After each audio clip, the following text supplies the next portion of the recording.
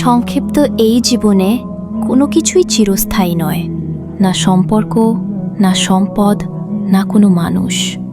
আজ যা আছে কাল তা হারিয়ে যেতে পারে, কিন্তু মানুষের জীবনে এমন কিছু জিনিস আছে যখন সে এই দুনিয়া ছেড়ে চলে যায় তখন সেগুলো মানুষের হৃদয়ে থেকে যায়। আর তা হলো সুন্দর ব্যবহার, উত্তম চরিত্র ও আন্তরিকতা। মানুষ শেষ পর্যন্ত কে কত ধনী ছিল, কত ক্ষমতাবান ছিল, কিংবা কি বলেছিল এসব খুব বেশি মনে রাখে না, কিন্তু কে কেমন আচরণ করেছে, কষ্টের সময় কার কথা হৃদয়ে শান্তি দিয়েছে, কে সম্মান ও ভালোবাসা দিয়ে পাশে দাঁড়িয়েছে, এসব আজীবন মনে থাকে।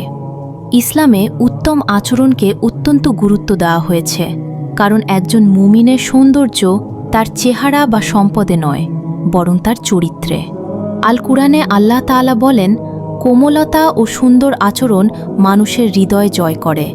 আর হজরত মুহাম্মদ সাল্লাল্লাহু আলাইহি ওয়াসাল্লাম ছিলেন উত্তম চরিত্রের সর্বোত্তম উদাহরণ। তিনি শিখিয়েছেন মানুষের সাথে সহজ, নম্র ও দয়ালু আচরণ করাও একটি ইবাদত। এই পৃথিবী থেকে একদিন সবাই চলে যাবে, রয়ে যাবে শুধু কিছু স্মৃতি আর মানুষের হৃদয়ে রেখে যাওয়া ভালোবাসা। তাই এমনভাবে জীবন কাটানো উচিত যেন আমাদের কথায় নয়, আমাদের ব্যবহারে মানুষ শান্তি খুঁজে পায়। কারণ সুন্দর ব্যবহারই মানুষের আসল পরিচয়, আর উত্তম চরিত্রই একজন মানুষের সবচেয়ে বড় সম্পদ।